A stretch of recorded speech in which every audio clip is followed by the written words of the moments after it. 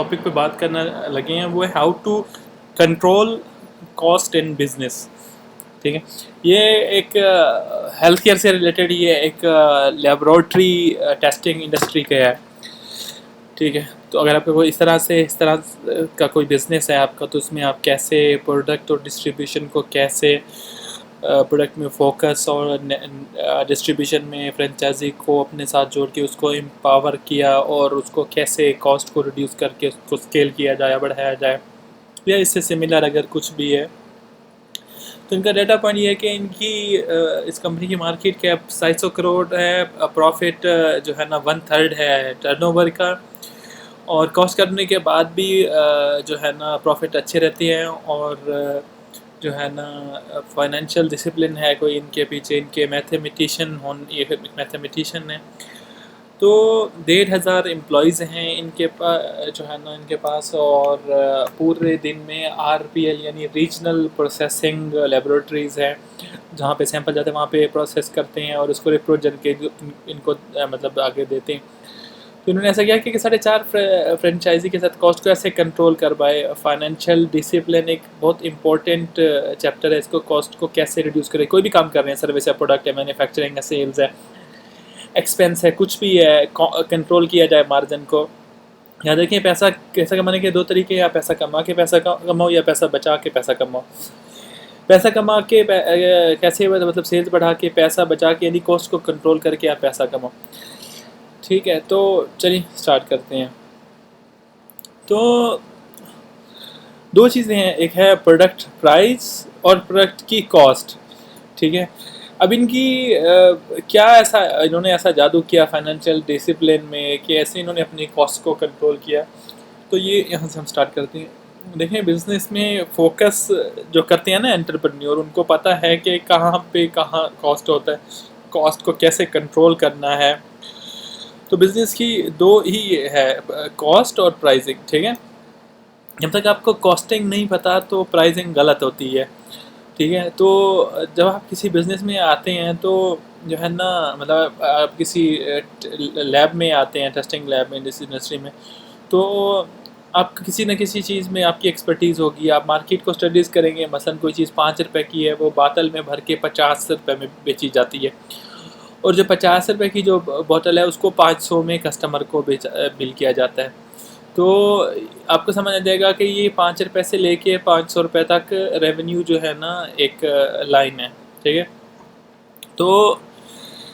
तो आप जो है ना दूसरों की तरह बिजनेस करने के लिए आपको 1-2 करोड़ टर्नओवर और उसमें आधा आपका प्रॉफिट हो, आप ऐसा करें, आपकी मर्ज़ी। आपको डिस्टर्ब करना है, आपकी मर्ज़ी।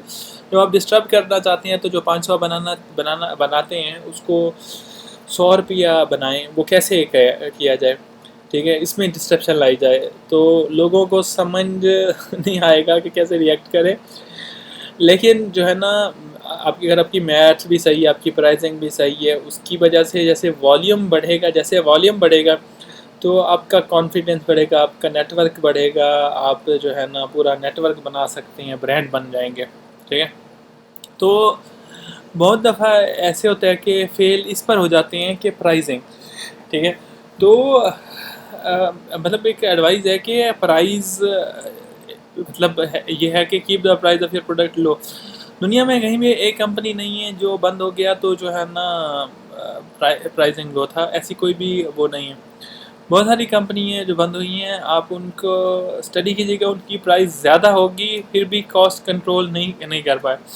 तो अगर आप एंटरप्रेन्योर हो तो आपको जो है ना प्राइस को लो करो, कंट्रोल करो, आपकी कंपनी का जो है ना लाइफ टाइम बच जाएगा।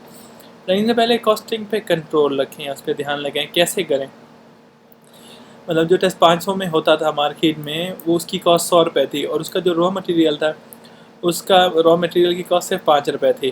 ठीक है, जो कॉस्ट ऑफ गुड सोल, हाँ, तो पंच लाइन ये है कि अगर आप, if you know the COGS यानी cost of good sold, if you can do business, but if you know COGS of COGS, आपके वेंडर के पास आपको कितना प्रॉफिट होता है तो आप डिस्टर्ब कर सकते हैं।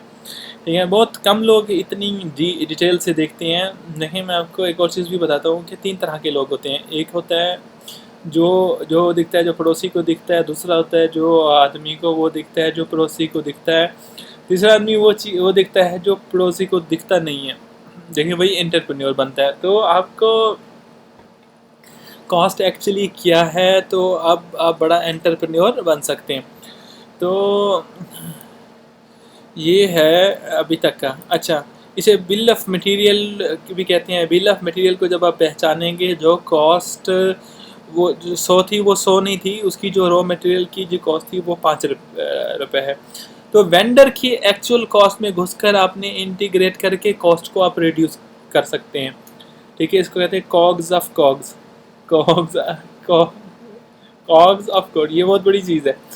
मतलब कॉस्ट ऑफ गुड सोल्ड की भी कॉस्ट ऑफ गुड सोल्ड, ये बहुत डीप चला जाता है। तो अच्छा, जो प्राइसिंग है मार्केट की, वो भी मतलब आपकी बहुत कम होगी दूसरे कंपटीशन के मुकाबले में। जो टेस्ट बाहर में जो है ना 9-10 हज़ार का हो रहा होगा, तो इन मतलब आप 2-3 हज़ार में दे सकते हैं। तो डिफरेंशिएटिंग फैक्टर क्या होगा कि जो है ना आप इसको वो कर सकते हैं कि प्राइस को रिड्यूस कर पाएँ।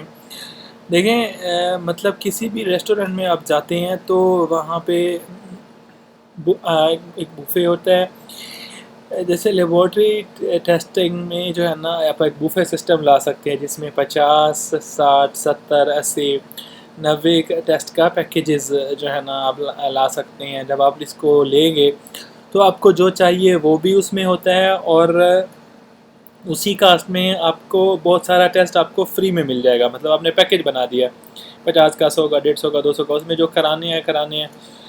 जब आप किसी कस्टमर को जो है ना, कस्टमर के घर आप जाते हैं लेबॉर्ट्री सैंपल लेने के लिए, तो मतलब एक जिसमें एक उसमें ब्लड में जो है ना चारों टेस्ट करेंगे तो उसमें बहुत कम कॉस्ट आएगी। तो पैकेजिंग सिस्टम में मतलब किसी को ज़्यादा नहीं अगर आती है तो आप इसको जो है ना आप कस्टमर को एक एक्स्ट्रा वैल्यू दे सकते हैं इस तरह से। मतलब उसको शुगर टेस्ट कराना तो उसके साथ आप दो चार पैकेजेस और भी टेस्ट उसको करके देते, उसके ऊपर आपकी ज़्यादा कॉस्ट नहीं आएगी, लेकिन कस्टमर को एक्स्ट्रा वैल्यू मिलेगी और आपकी तरफ अट्रैक्ट होगा और आपके प्राइस भी ज़्यादा होंगे। तो ये ज़्यादा आपके लिए वो है। तो वैसे आप जो है ना आप अपने मॉडल बना सकते हैं। आप इन्हें 500 से लेके 3000 तक आप 5-6 टेस्ट बना सकते हैं पैकेजेस। यानी देखें इसमें आप 50, 60, 70, 80 टेस्ट कर सकते हैं। ठीक है, तो जो हेल्थ फ्रीक जिसे कहते हैं, जो अपने पूरा इंडेक्स जो लोग अपना बना के रखना चाहते हैं, तो आप उनको इस तरह का एक टेस्ट ऑफर कर सकते हैं। तो वो बहुत खुश हो जाता है कि जब उनको पूरे नंबर जगह पे हैं। तो किसी भी डेवलप कंट्री में प्रिवेंटिव केयर 50% होनी चाहिए। हमारे ऐसे हैं कि सिक केयर 100% है अब से कुछ अर्सा पहले। तो अब आप जो है ना इस इंडस्ट्री में उतर सकते हैं, 10% कर सकते हैं, 20% कर सकते हैं, और 50% आप प्रिवेंट केयर कर सकते हैं आप अपनी थाइपो केयर की। ये एक डिफरेंशिएटिव फैक्टर है। आप इस बिज़नेस में 2 कैटेगरी बना सकते हैं, एक डिसऑर्डर और दूसरा है डिजीज़। तो डिसीज़ का मतलब है कि बुखार है, दर्द होता है या कोई सूजन होता है। तो डिसऑर्डर्स कुछ नहीं होता, आपका सिर्फ क्वालिटी ऑफ लाइफ कमज़ोर होता है। तो डिसऑर्डर को इन्होंने जो है ना ध्यान दिया, इसको इन्होंने डिक्लाइन कर दिया। तो इन्होंने ऐसा पैकेज बनाया कि घर में जो आदमी है उसको भी यूज़ कर सकता है और जो हॉस्पिटल में है उसका उससे कोई ताल्लुक़ नहीं है।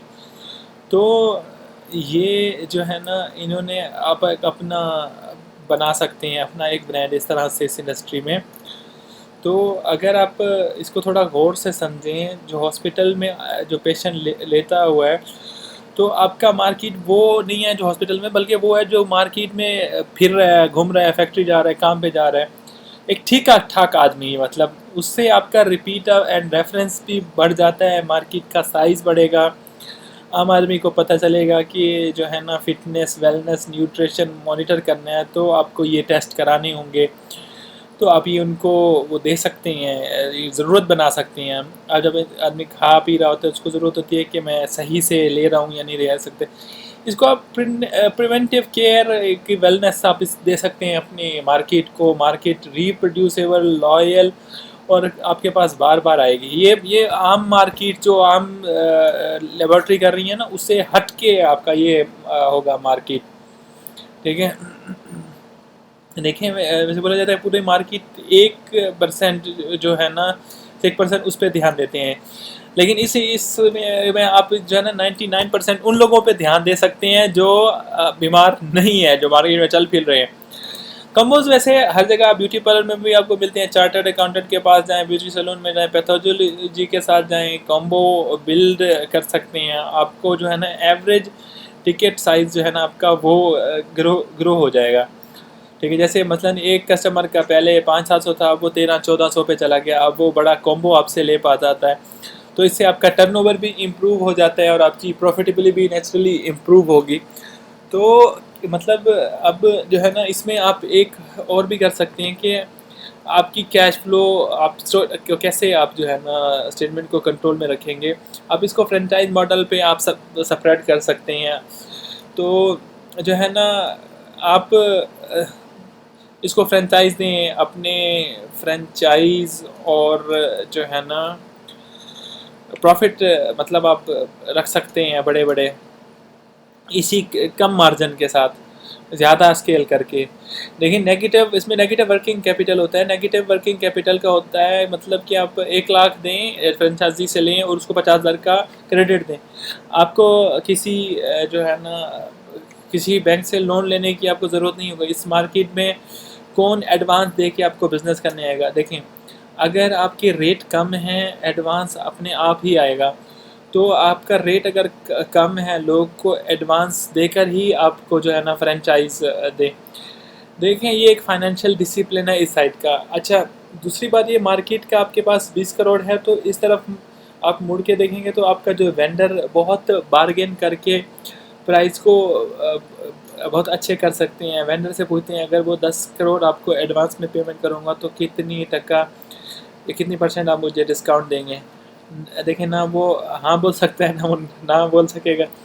तो जो है ना प्राइस कंट्रोल की बात नहीं है, प्राइस के पीछे का फंडामेंटल रूट क्या है, कॉस्ट कंट्रोल। देखिए, प्राइस तो आपने कम कर दी, अपनी कॉस्ट को कम नहीं कर पाए तो आउट ऑफ बिजनेस हो जाएंगे, अचानक दुकान के बाहर तल लगेगा, आउट ऑफ बिजनेस। ठीक है, expansion without gross margin is committing suicide. ठीक है, ये बहुत इंपॉर्टेंट है। प्राइस से पहले आप कॉस्ट को कम कीजिए तो पैसा खुद ब खुद आपके पास आएगा। देखिए, थायरो केयर मतलब ये जो थायरो केयर कंपनी है, इन्होंने जो थायराइड पे फोकस किया, इससे जो मशीन्स होती हैं टेस्ट करने की, क्या उसमें भी जो है ना ज़्यादा ऑप्टिमाइजेशन लाई जा सकती है। जो ओवरऑल मशीन और ओवरऑल जो इक्विपमेंट जो एफिशिएंसी है, पहले तो जापानीज़ लेके आए थे, उसको कैसे आप यूटिलाइज़ कर सकते हैं। देखिए, वॉल्यूम इज़ अ बिज़नेस। अगर आपके पास वॉल्यूम नहीं है तो आपके पास बिज़नेस नहीं है। वॉल्यूम नहीं है तो ब्रांड नहीं है। वॉल्यूम नहीं है तो मोनोपोली नहीं है। Volume everything. ठीक है, दूसरी बात यह है कि 1 करोड़ का अगर मशीन है, 1 करोड़ की मशीन सिर्फ 2 घंटे ही चलाएंगे तो नुकसान है। लेकिन आपकी मशीन वही मशीन 22 घंटे चलें, स्टैंडिंग मशीन जो है ना लाइबिलिटी है, और रनिंग मशीन जो एसेट है। अब किसी भी बिजनेस को जो है ना से चलाइए, इससे प्रॉस्पेरिटी आएगी। दिन में चला के रात को बंद करने से किसी भी काम में प्रॉफिट नहीं आता। तो बिज़नेस का वॉल्यूम रहेगा तो आप बार्गेनिंग कर सकते हैं, वॉल्यूम रहेगा तो आप मशीन चलता है, वॉल्यूम रहेगा तो एम्प्लॉयज़ फालतू नहीं बैठता है, वॉल्यूम रहेगा तो प्रॉस्पेरिटी बनती है। वॉल्यूम जो है ना बहुत ज़रूरी है। क्रिएट सिस्टम जहाँ पे volume are critical, how to get volume must. देखें, मशीन हाँ, तो ये है एक गोल्डन मतलब की स्टडी है। तो आपको अगर इसमें कुछ वैल्यूबल लगे तो आप लाइक, शेयर और सब्सक्राइब कर सकते हैं। तो एक आखिरी चीज़ देखें, आप इसको ऐसे एक फ्रूगल तरीके से इधर उधर से पैसा उठा के आप उसको खर्च करके कैश बढ़ के बिन करें। अपने ही बिजनेस को आप फ्रूगल बना के प्रॉफिट जनरेट करके आप इसको जो है ना आगे बढ़ा सकते हैं। बूट स्ट्रैप भी कहती हैं आजकल एंटरप्रेन्योरशिप में। एक बूट स्ट्रैपिंग जो है, बूट स्ट्रैपिंग मतलब प्रॉफिट कमाया, प्रॉफिट को री इन्वेस्ट किया और उसी से ग्रो किया। तो देखिए, ये है सारा आज का।